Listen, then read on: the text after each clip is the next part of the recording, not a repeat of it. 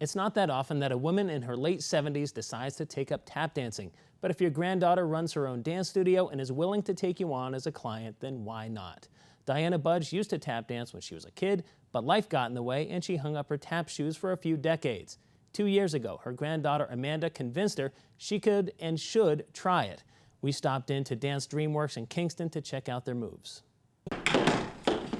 I honestly don't remember if it was myself or my grandmother that approached, the idea of having class together, but I knew she had done dancing of different kinds when she was little, and I knew she enjoyed it.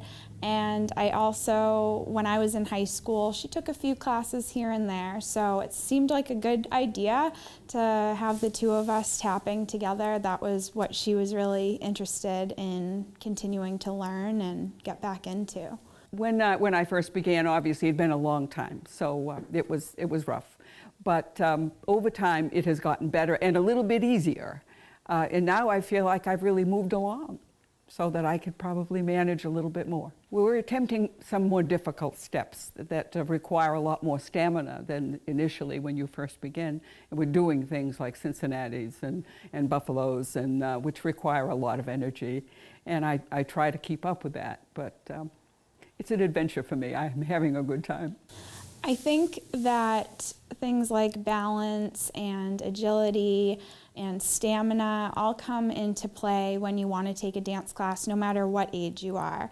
However, things can be modified to fit what you are able to do, and as long as you stick with it and you keep going, you can grow from there in all of those aspects. And if I have someone come in that still needs to hold on to the bar to do a shuffle in their tap shoe, that's okay. That was not the case for my grandma.